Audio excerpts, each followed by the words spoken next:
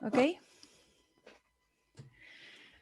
Okay, good afternoon and welcome to this session. This session is part of the, please, next slide. This session is part of the application track 5, Smart Society.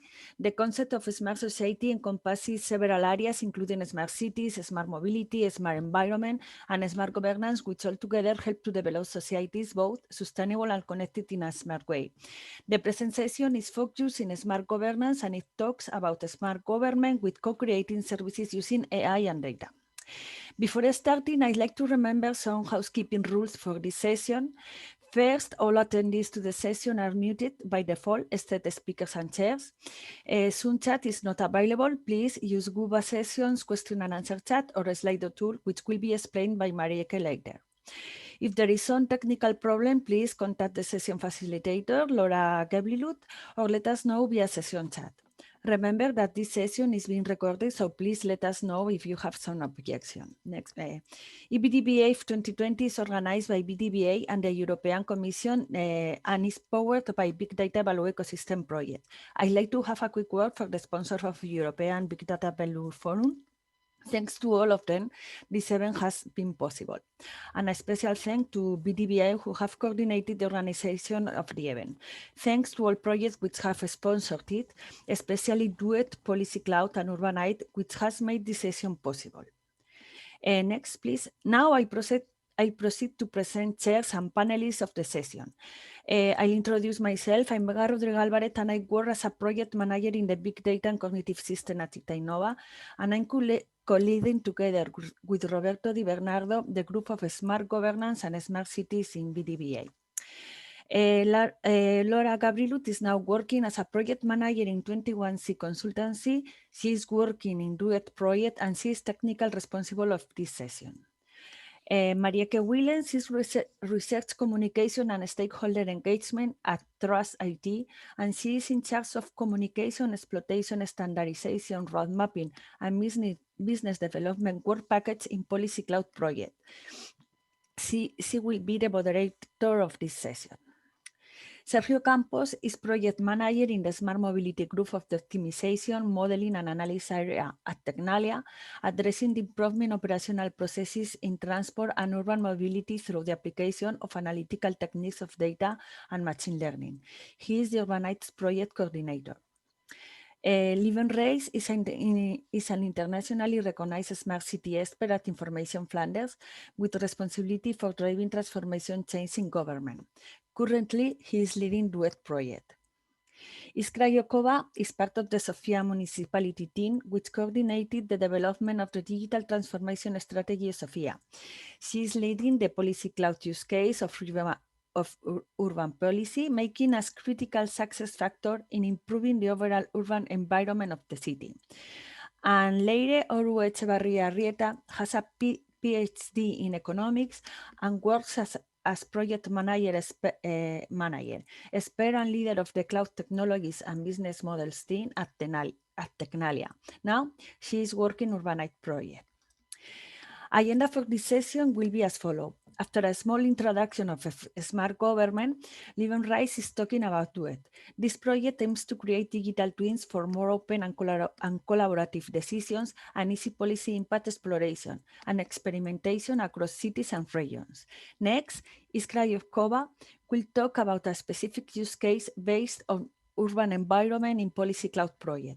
The main objective of Policy Cloud is to show how big data and cloud technologies improve modeling, creation, and implementation of policies. Leire Oru Echevarria is telling us how the use of disruptive technologies are creating an in-depth knowledge in the public sector and in other stakeholders of the mobility and urban transformation value chain. After the three keynotes, we'll have a panel discussion about the use of big data, AI, and disruptive technologies can help to improve smart governance and the involvement of different stakeholders. Finally, we will finish with an open session of questions and answers made via Guba or Slido. Next slide, please. Now, a quick introduction about smart government. Smart government proposes using the information that the administration already has to help governments make decisions based on facts and improve the provision of services to citizens through the use of new technologies such as AI, digital twin, and architectures deployed in edge for cloud, which offer the access to an enormous amount of data as well as computational capacity, and allow us making policies via data-driven decisions. These technologies are supporting policymakers to react quickly to real-time events, simulate through identified population, and ensure long-term governance decisions. Participation of different stakeholders like civil servants and citizens is a must. This session involves speakers from different backgrounds, which will present examples, issues, and challenges of smart governance with the following objectives: understanding the challenge for real smart governance, involvement of citizens in the loop, and social aspect of the barriers and success of the deployment of disruptive technologies in decision-making processes. Now, our speaker will give a clear vision about it. Please, Liven, the floor is yours. Thank you, Viga. Good afternoon, everyone. Thanks for joining us during this session. I will explain you in the next 10-15 minutes, I think 10 minutes, the Duet project, which is a European funded project, Horizon 2020 project, running for 3 years, almost running a year right now. And it's about building and realizing digital urban city twins in three European locations, the Flanders region in Belgium, which I present, the city of Pilsen in Czech Republic, and the city of Athens in Greece. The idea is, of course, to use digital twins, digital urban twins, I have to say, for better public decision making. So this is our final goal. Next slide. Lieben, something happened now with the slides, and I cannot find the ones for the duet. So maybe we can just have a discussion about duet. Or do I share my screen? Is that also fine? Or yes, absolutely. Okay. But someone has to give me the rights. Yeah, okay, I can do it now, I believe. One moment.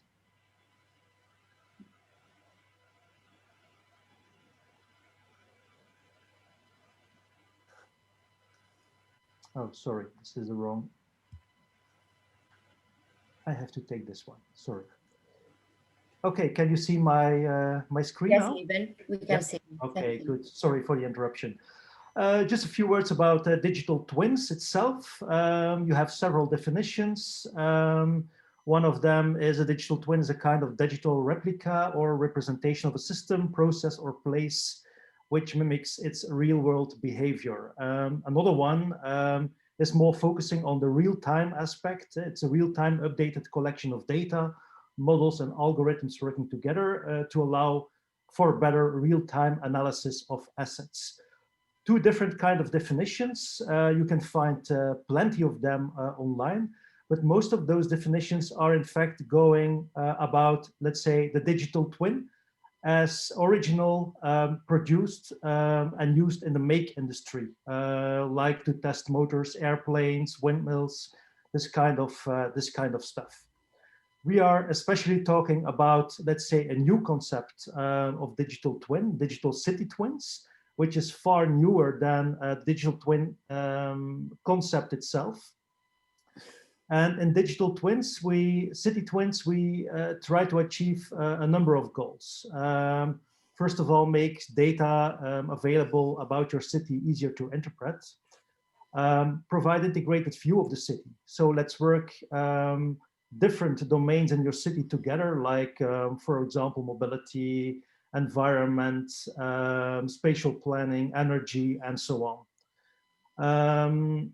We also want to facilitate data-driven decision-making. So by bringing those data together, try to let interact different models with each other so that we can, let's say, become more advanced insights about what's happening in our cities, which processes are going on in our cities, and so on. Another idea of Duet is not only about building that digital twin environment for policymakers, politicians for use inside the city, but also to use it as an instrument for, let's say, better policy making in co-creation and together with citizens. Some ideas we have on our digital twin, which are on our agenda, is questions like how can we connect existing legacy systems in the different silos in the organizations? How can we make data understandable for each one in the city, but also to citizens? How can we explore policy impact? How can citizens explore the policy impact of what's happening in their neighborhoods? And how can we influence better public decisions at the end? So what we want to do with Duet is in fact setting up an experiment, an innovative experiment, we hope, in cities across regions. So we also hope that we can transfer our lessons learned during this project to other regions, cities, organizations in Europe and beyond. When we are going back to our idea, our original idea about what's the concept for Duet, what kind of stuff will work together and will provide us the final solution, then I can say in the left-hand corner that we will use open data as much as possible and open services. Open city data available in EU portals, but also voluntary data, for example, citizen science data. And we also know already that we will have to use some private data as well, and that we also want to set up some cooperation with private sector. We will introduce new technologies like high performance computing, analytics, artificial intelligence where possible, but also security to make everything secure, because some of the data we're going to use will be restricted or will be personal data. We're also looking toward the EU cloud infrastructure, and we will also see how we can contribute to that European concept of building a European data cloud. So it's all about, let's say, setting up a data cloud where data can come together, can be processed, and so on. And of course, we want to go from a real world situation to a digital twin representation of the city by giving information about sensors, citizen data, policy data, to combine that in a 2D and a 3D map. We also want to implement a kind of policy cycle of policy making, which is a design, implementation, evaluation cycle. And the idea and the concept to do that came from another EU project where I and 21C was involved when I was leading. It just ended, which is called Polyvisu. Our final goal is to build digital sister platforms for many cities in one country or one region, but also for different cities in different regions, different countries. Maybe a few words about the Duet pilots. We have 3 pilots, as I mentioned before, and it's really interesting to have a pilot in Western Europe, Southern Europe, and Eastern Europe, and also from a different scale. The city of Pilsen, close to the German border in Czech Republic, has something like 160, 170,000 inhabitants. It's a rather small city on the European scale. We have Athens center itself around 600,000 people, but the metropolitan area is something around 4 million people. And then the Flemish region, which has more than 6.5 million people. We will work on different teams, but mobility and urban planning will be very important in our story. And we will also test our models on air quality and pollution. Air, noise, and mobility models, those are the models that we want to let's work together, let's say. From our first, let's say, when we were going around to our cities, not only in Flanders, by the way, also in Czech Republic and in Athens, we saw 4 teams that were especially important: mobility, spatial planning, health environment, and public safety. The last one was less on my radar in the beginning of the project, but it seems that we are receiving many questions for this kind of problems as well. Regarding the project implementation, you see here already a few pictures of the work we are, or what we are working on these days. So here you see the integration of a traffic model into the city of Ghent, by the way, in Flanders, and combined on a 3D map. And we are looking now how we can work on that smoothly, how we can implement more sensors and information regarding this. In the city of Antwerp in Flanders, on a small scale project, we have there a high concentration of different sensors like automatic number plate recognition, mobile phone sensors, smart lighting sensors, safe crossings, so red light sensors installed, and also Wi-Fi sniffers. And we have combined all the data to see where people are going around, when people are going around in the city, and so on. And this kind of approach was really interesting to use now in this COVID-19 situation to assure that there is not too much people at the same time at a certain place. So this is one of the projects we want to roll further out on a bigger scale. Here you see a first version of a noise map in the city of Pilsen, where yeah, the noise is a typically thing that where you needed a 3D model to see how noise is dispersed through the streets of the city. Those are a few examples, and of course, during next years, we will work further on those. A little few words to conclude about yeah, the architectural framework we are using in Duet.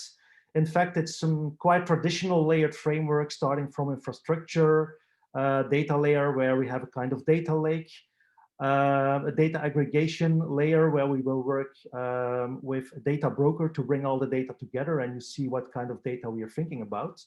And then important, I think, is the business layer, where we will emphasize how models can interact with each other and can exchange, let's say, information and events between them, how we can build simulation models, but also gamification, etc. Our presentation layer, there will be a 2D and 3D map, our gamification to convince citizens about what we are doing, about decisions taken in the city and so on. So there we will use gamification, data analytics tools, dashboards, and so on. That is all, those are all stuff that we are going to use and try to integrate. And of course, as a vertical bar here, we have our security layer, which is in fact affecting each of the horizontal layers to make our solution safe. We are thinking about the implementation of what we call the T-cell design, and we came up with that idea just before the COVID-19 problems. But I think it's a kind of viral way of working together in a way that in each of the cells there are things connected, and our data broker together with a data catalog and so on will manage the events between the different components we will build on top the central infrastructure. So this is another visualization of the T-cell architecture. I will not go in too much into detail, but I can only say to the BDVA that we are looking towards standards like NGSI. We are using Kafka, so we are looking to work with open source as much as possible. To conclude my presentation, a few words about tools and information we have. So for Duet, we have our website, so you can absolutely go to that website. But also I think important is to say that a lot of the concepts we are using, big data concepts we are using in Duet, are in fact already built in a previous project, which was called Polyvisu. There we have a toolbox, and we have also a very nice MOOC, a massive online course you can follow. It takes 5 hours, and there you will learn a lot about how to visualize and how to deal with big data in the mobility and transport sector. In the meanwhile,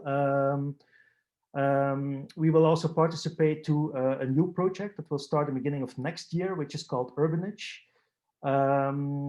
Where, for example, Technalia is also partnering that consortium as well, by the way. And this is about enhanced urban planning for age-friendly cities. And there we will also work further on the concept of a digital twin. But at least in Flanders, we want to make an integration of personal data and personal advice in combination with advices coming from a digital twin. So this is it for me. So if there are any questions, I don't know if we can ask them now or after the session. Thank you.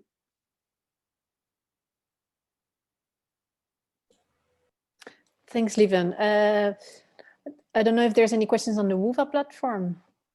Don't think so, no? So without further ado, I think it's time for Iskra to present Policy Cloud. Iskra, do you want to share your slides or do you have them? Maybe better to use the common one if you can. Shall I share my slides then? Yes, please. Perfect. Oh. I am sharing the screen. Oh, you're sharing. Perfect. Be able to see the screen. Okay. Can you put it in presentation mode then, Laura? Yes, absolutely. Thank you. Okay. Okay. Hello, everyone. Thanks to the organizers for the invitation and to all the audience and for the opportunity to present our exciting project, Policy Cloud. Policy Cloud addresses few hot topics of the day, like evidence-based policymaking, timely assessment and implementation of policies, and what is quite important, all this with an ethical and data protection layer in a cloud environment. So Policy Cloud is a Horizon 2020 funded project. It spans over 36 months of duration and involves a variety of partners 15 partners in this consortium, encompassing a diverse range of capabilities and knowledge from large companies, technology, companies, cloud providers, research centers, and policymakers and public administrations. So the aim of Policy Cloud is to utilize the potential of digitalization, big data, and cloud technologies to improve modeling, creation, and implementation of policies. In 3 years, up to 2023, the project will address challenges that many, not only public administrations, but businesses are facing in the way they're making policy decisions and in the way they are accessing and using data. So the project is targeting to deliver in an integrated environment, curated data sets, to offer data management, manipulation, analytical tools, so the full policy life cycle is addressed. At the end of the project, the solutions and services Policy Cloud will become available through the European Open Science Cloud. So about Policy Cloud services. Previous slide, please, if you can. Thank you. So the project is addressing one of the main challenges connected with smart governance. As we all know, data is the new petrol. It's crucial. However, advancement of smart technologies through advancement of smart technologies, we're generating more and more data. So we have an overload of data through multiple channels. It's getting harder and harder to prioritize key issues. And moreover, policymakers sometimes some channels of citizen-generated data are not taken in consideration at all. So Policy Cloud services will turn eligible data into readable format through innovative analytical tools. And now using this readable data, the tools will present the policies, will visualize outcomes in a way that administrators need to meet the need of the policymaker.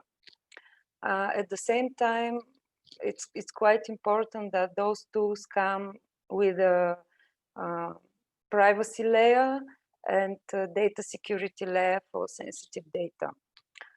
The data sets and tools developed with Policy Cloud project will be open, will be offered through suite of 6 services, and those are the main for us as a public entity, the Policy Development Toolkit. These automated tools which enable data manipulation, modeling, and visualization, where the policymaker would be able to design future initiatives and policies, assess, visualize, integrate KPIs, assess against outputs against KPIs before the implementation of the policy, and thus leading to a far more streamlined utilization and spending of resources. So this development toolkit, as I mentioned, it's quite important to have adaptive visualization, which would allow the policy life cycle to be visualized in different ways, even for the non-technical users. The second service, it's the layer of the policies management framework, which is a decision tool enabling the integration of data collection, modeling, and simulation technologies. There will be incorporated also analytical tools and various reusable models, which will be enabling opinion mining and sentiment analysis, social dynamics, and behavioral data analysis, and thus reaching to channels of data that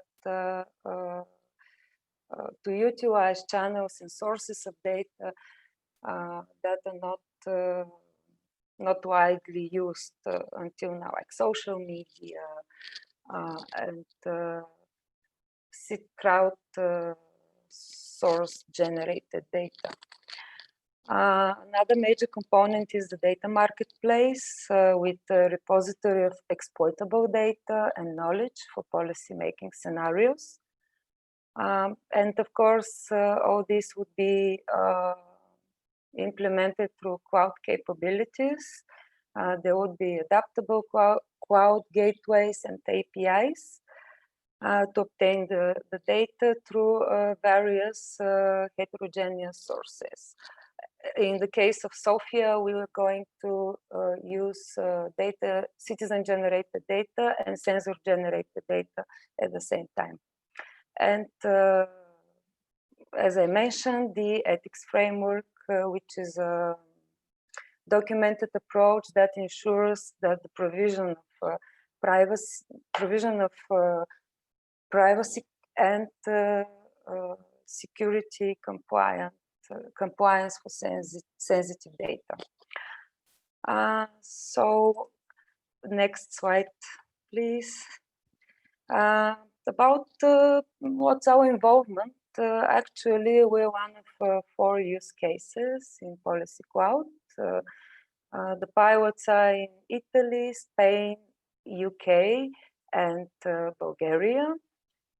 And they encompass various topics from intelligent policies for the food value chain, which is a project in Spain connected with the denomination of origin, through open data policies for citizens, which is a project in Camden, London, about predicting unemployment and associated risks, and policies against radicalization in Italy. In the case of Sofia, through our project, we are looking to identify problems, issues, trends, and to improve with the overall goal to improve, to tackle those issues, to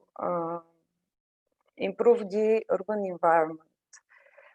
We have identified a few focus areas like transport, waste collection, air quality, and parking, public spaces, public order, and we're starting the project with the two areas that are most common, with most common issues, which is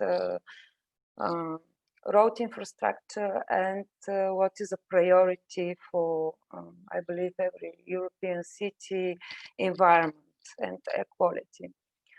As part of the participation in that project, the Sofia municipality will use different categories of data. One source is Sofia Contact Center, which data comes through mobile apps, and it's a multi-channel generated data: mobile app, website, phone call. Also, we're going to be using environment data from another European project, AirThings, which collects sensors, air quality data from sensors throughout the city.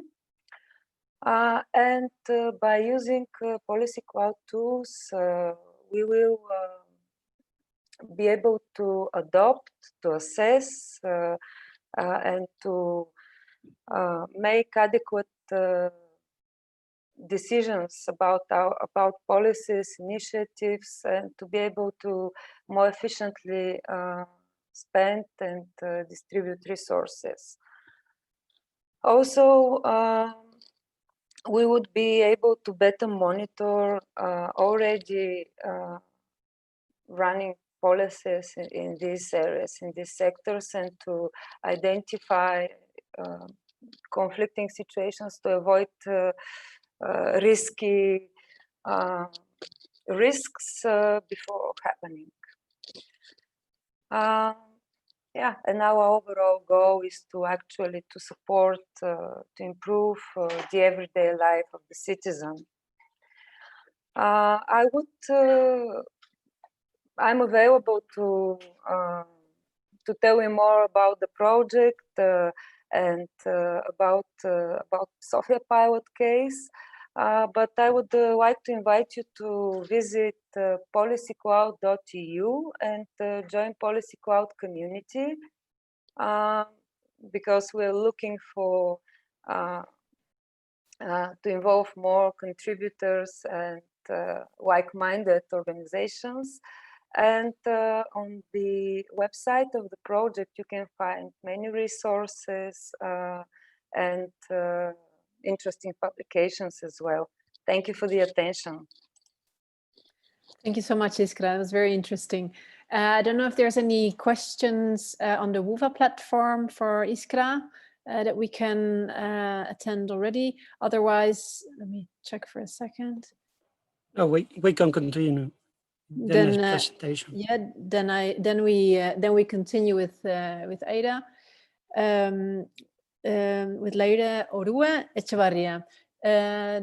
Do you want to start the presentation on Urbanite Vision, please?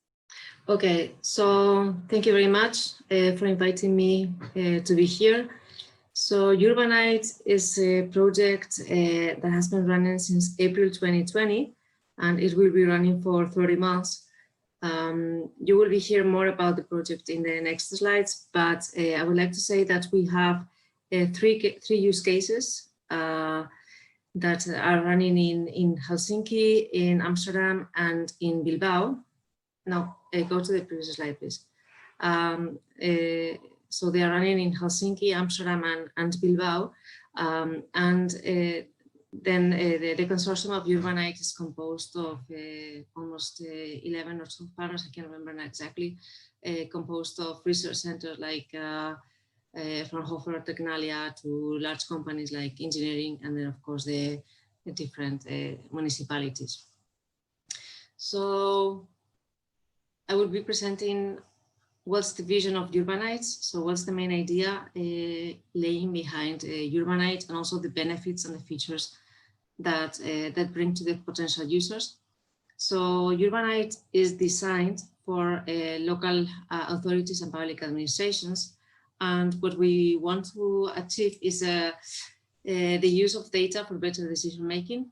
Here what we want to do is to analyze existing data, to try to simulate potential future trends, and then predict what could happen. We are focusing on the urban transformation domain, which is actually a cross-cutting issue within multiple municipalities, because you have to involve the traffic department, but also the urban design department and so on. So we are talking here about cross-cutting aspects. We are also focusing on engaging citizens and civil servants. Here, what we want to achieve is not only to create this wonderful Urbanite solution for policymakers, but also we want to engage the citizens in the decision making, and also help them understand that the use of disruptive technologies such as artificial intelligence or big data is not necessarily a bad thing, that it's not necessarily a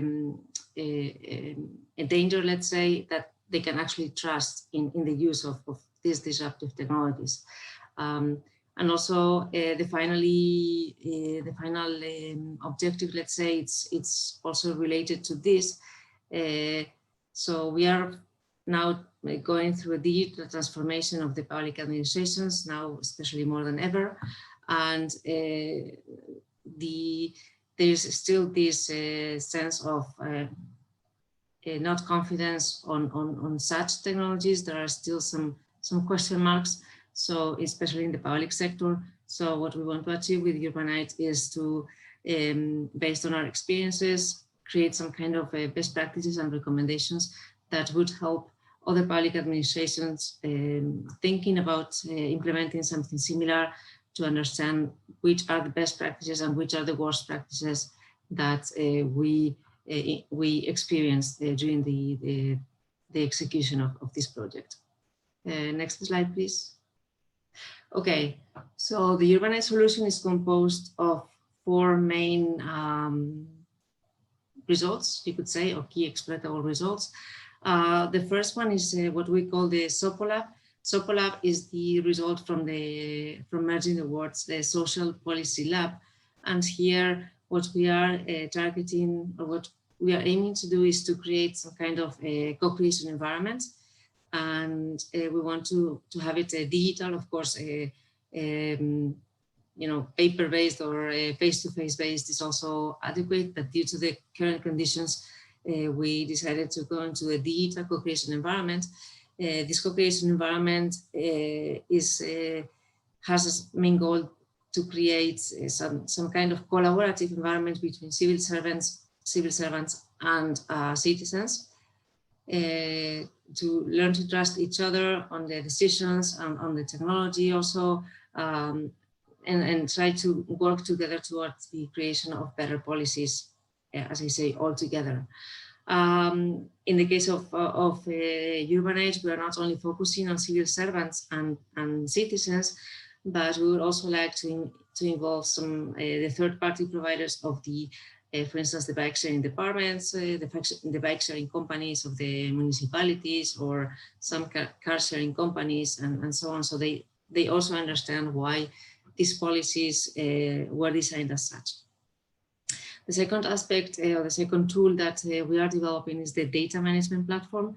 The data management platform aims to support a complete data processing chain. So from the collection, from the different data sources, we are dealing here with open data sources from the public sector, from the municipalities themselves, but also from more generic websites, like for instance, weather conditions and so on, and also from private data sources coming from the providers of the public administrations. We have to collect all this data, we have to aggregate it, we have to clean it, curate it, merge it, and then we have to give it to someone so that these decisions can be taken. So this is where the next component comes into place, and that's the decision system. That's the decision support system. So based on the data that we gather coming from all these different sources, we perform some artificial intelligence algorithms to simulate and to predict certain situations, so that the decision makers can actually play a little bit with different variables, let's say, or dimensions, and take the most appropriate decision for the time being. And finally is what we call recommendations and pathways. So all the lessons learned from the application of the Urbanite solution in the 3 municipalities will be gathered into some kind of experience document, as I say, some kind of best practices and so on, with some recommendations on which are the key aspects that a municipality should take into account when trying to adopt a disruptive technology. Of course, everything is modular and interoperable with each other and based on European standards. I will go very quick through these parts of the presentation, because I think most of the aspects have been described before. What we want to do is to actually make the most of data. So data is out there and it's in multiple sources, in multiple formats. So what we need to do is try to do the best of all this data. And for this, we need these automation tools that help us do the best of the data.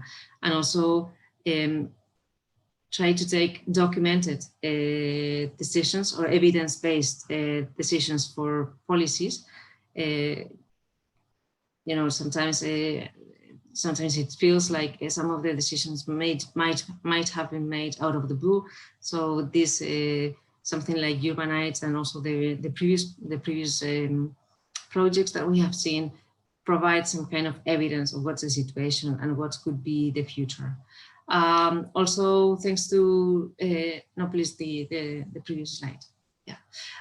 We also want to co-create these policies. So we do not want to create these policies for the people, but with the people. So that's why we plan to involve citizens and other service providers right from the beginning of the project. We're actually having our first co-creation session with the 3 cities quite soon.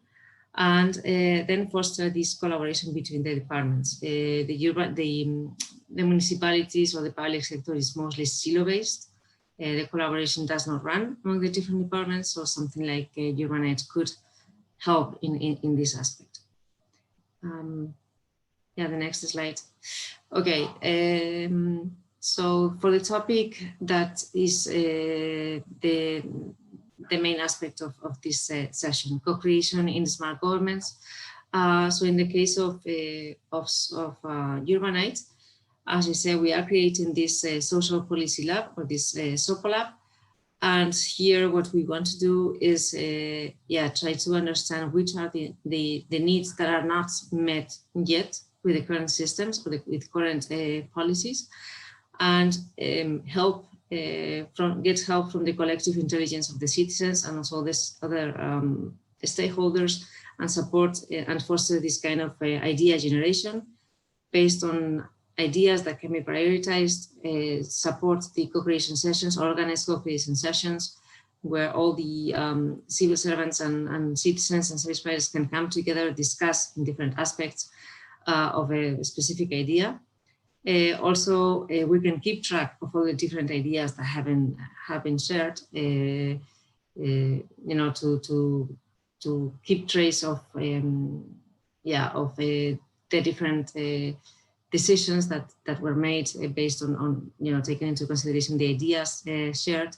And then this community feeling co-creation is very important, and this is actually one of the main drivers for citizens to participate in co-creation sessions, the feeling of doing something good for the community. Next slide. With respect to the data management platform, what we are providing is this automation in the harvesting of data, in the curation and preparation, and the aggregation and storage. This may seem rather simple, but the things that data that are in the different repositories are in different formats. Some of them may not be machine readable, but we actually receive them in some kind of PDF. So you need to pre-process that data in some kind of way. Then you have to clean it. You have to analyze also what's the quality of the data, anonymize the data in the case there is some personal data involved. And then once you have done all that, you can actually store the data and you can actually start working with the data. And this is where the decision support system comes. So here, as we say, in the case of Urbanize, we're focusing on urban transformation. Urban transformation means a lot of things. In this case, we are focusing on the part of traffic simulations or traffic, and also how, for instance, how closing a pedestrian street could affect the traffic, or how I'm talking, for instance, in the case of Bilbao, how putting the 30km/h speed limit can affect the traffic in the city and the traffic flows. So this is something that we are actually analyzing through traffic simulations. We would like to see what's the situation, what would be the situation if we reduced the complete velocity of the city, or the complete speed limit of the city to 30km/h, for instance, how the traffic moves and what's the density of the traffic. Also, we can also understand which could be the different proposal and what's the effects of those different proposals. So if we do this in a certain set of streets, then the situation would happen. If we do this in the whole center of the city, then it will collapse. We will also predict problematic events or detect problematic events based on the trends and the past. And well, finally, this is the recommendations and pathways. As we say, here what we plan to do is in the co-creation sessions, we are going to have some dedication aspects related to how the civil servants and how the citizens feel towards these new technologies. In the case of Urbanize, we're focusing on artificial intelligence, big data, and somehow also cloud. And here what we want to understand is how confident they feel about these decisions that these automatic systems are making. This is where, for instance, the aspects of explainable artificial intelligence come into place, or also the bias of the algorithms that are actually developed by people, also the ethics in artificial intelligence. These are some of the aspects that we are aiming to do in an empirical analysis. So this is not some kind of formal academic analysis, let's say, based on systematic literature review, but it will be unstructured interviews and also observations and so on. And this can help us also see how the citizens feel. We would also like to have some set of people participating in all the different workshops that we are planning. So in all the 3 workshops per city, so that we actually get to see how this trust feeling is evolving towards the time. So when they begin into the project, they might not know much about the project or the technology. As far as we move on forward, they might be more involved. They might have learned what the technologies are about and so on. So we will be able to see how this trust evolves. And finally, we will be collecting these kind of lessons and so on that will be shared to other public administrations. So that's it. Thank you, Leide. Thank you very much for this. Before we go to the discussion with the 3 of our speakers, I would like to ask for screen sharing. Yes, exactly. So if you've seen on the WUVA platform, we have a poll to understand really who are the people that have joined us today in this session. So we would like to ask you to join or via the link or simply typing in slido.com and enter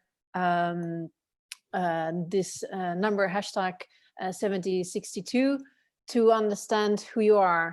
So we want to which of our stakeholder types do you belong? So most of you have already answered that you belong to research and academia, or actually one person. So let us know if you belong to the policymaker and public administration, research and academia, industry, or if you represent citizen and citizen associations. So I see that there's quite a nice balance here. We have research and academia are taking the lead here. Okay, industry is also driving up, policymakers and public administration. So going to the next question, are you working with big data? Yes or no?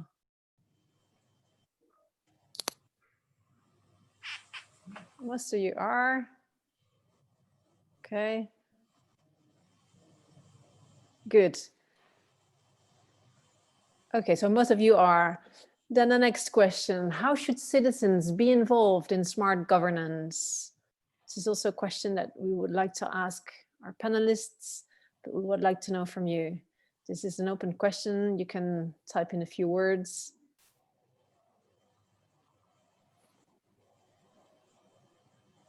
Some nice examples were already given by our speakers. Okay, I understand this is a little bit longer to fill out. Okay, we can co-creation of services. Okay, we've seen this also, this very nice idea in the presentation. They should get, we're part of the loop through representative bodies and through better public understanding of big data and artificial intelligence, enable participation through co-creation, citizen science. That's also a very nice idea. Okay. Then the last question, what do you expect to take away from our smart governance experts today? While you type in your questions here, I would like to start thinking about pulling up the next slide. Laura, can I ask you to pull up the slide where we see the pictures of our speakers so I can ask them? I think there's very little time, but I think it's nice to ask them at least one more question and see if the public also has, if the attendees also have another question for them. Laura, can I ask you to pull up this the slide?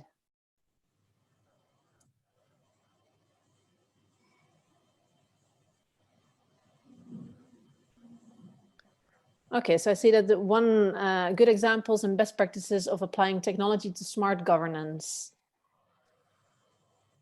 Good. Okay, so then our first question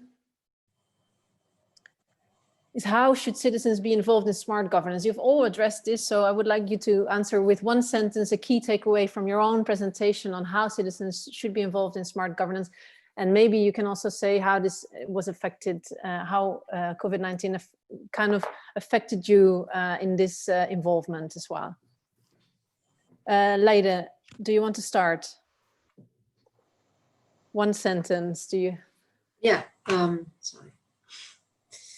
Yes, well, so I would say you have to keep them involved in a continuous basis, let's say,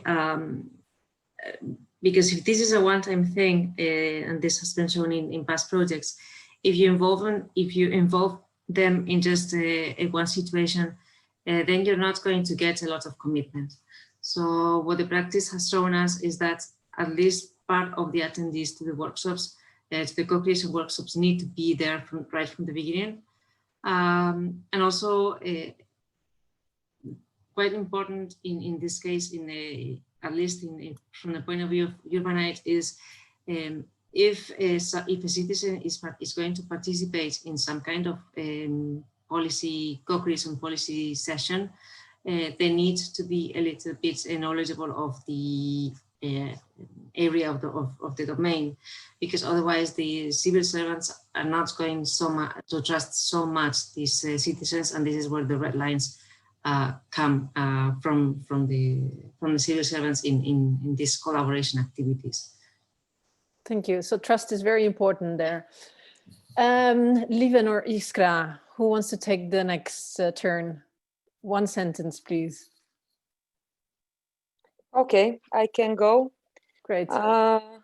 Yeah, I totally agree that we as public entities should be moving from just providing information, which is one way, from the institutions to the citizens, through consultations, which is now actually collecting feedback, but we should end up with active participation, where it's more timely, it's more focused, it's more necessity driven. And then we shouldn't forget not to be discriminatory, and we shouldn't forget that technology literacy, it's not ubiquitous, and there are still a few people out there that are not so conversant with new channels of communication. So, yeah. Thank you. That's what Thanks. I Great. That leads also to the next question. And I think, Lieven, maybe you can answer this one. So how are policymakers using big data and citizen input for their policy making? So what are the barriers for uptake that you have identified here? I can refer, I think, to the results of the Polyvisio project, where we basically have worked with numerous of big data sets in the transport mobility field. I think managing the amount of data is a difficult one for many local communities when you're confronted with a bunch of data coming from intelligent cameras or data coming from players like TomTom, etc. Difficult, first of all, to know what you can do with the data when it's, for example, also about personal sensitive data, like data coming from your mobile phones to, let's say, see where people are moving around in the city. Cities are not used to work with that kind of data. There are a lot of legal questions. Can we use that? Is the party where we are getting the data from, are they aligned with the legislation like GDPR, for example? So there is a legislative aspect, there is the aspect of data literacy. We also noticed that in a lot of cities, the capacity to work with data is rather limited. So there are many domains where we are, let's say, facing problems and where, a lot of work is needed to transform all that data in what we called policy-ready data, useful for evidence-based policymaking. And I think that's one of the most important lessons we learned from the Polyvisio project, and we will also take into account in Duet, for example. Oh, that's very interesting. Thank you, Lieven. How is it for you, Leida? So what are the barriers for uptake that you have identified? They are similar to the ones that Lieven has identified in the Polyvisio project. The expertise with the public administrations do not have as many, let's say, data scientist profiles as it would be desirable to be able to run these kind of systems. And also the data literacy, as Lieven mentioned, is a key aspect. But I think that's also going to change, hopefully, with this kind of digital transformation process that is actually happening now. So. Thank you. I'm looking. Sorry, did anyone want to say anything? No, Laura, I'm looking at you for the time. I don't know how we are for one last question. We are quite tight, but if it's very short, then I think we can have it, but a very short one, and then we will have to wrap it up. But before giving the floor to you, Mariek, just to remind you that the presentations will be available so you can go through them, and where if there are any kind of questions that were not answered, either in WUVA or just drop us a line to any of these projects, and we will be more than happy to answer to all of them. Thank you, Laura. Okay, so the same shortness counts for the last question. Then I was wondering, we talked about this earlier when we were talking with the 3 projects together, but what is the relevance of your local policymaking challenge on a European policymaking level? And that's the question we would want to close with then. So of the different use cases that you have, how relevant, how important are they on a European policymaking level as well? How do they translate? Well, Who wants to take? Yeah, I can try to answer this one. I think very relevant in a way that most of the data-related questions we're facing in Polyvisio, but also in Duet, are in fact related to the use of data. And when we notice that the data portals, which are available on European level, but also national level, regional, and also in many cities, they're all facing the same problems. There is a lot of data available on those portals. We are all hoping that private sector are going to use the data sets and the data sources available there. But the problems are almost the same. It's first of all, very difficult to find that data, to know if this data is the most recent data. Almost impossible sometimes to elaborate the quality of those data sets and so on. So also I think that the flow of the data, the refreshment of the data and so on, the long-term availability and so on are all problems we are facing. And this is not entirely different on a European level than on a local community level. So for me, all these problems are quite comparable, and I think everyone is struggling with the same issues there.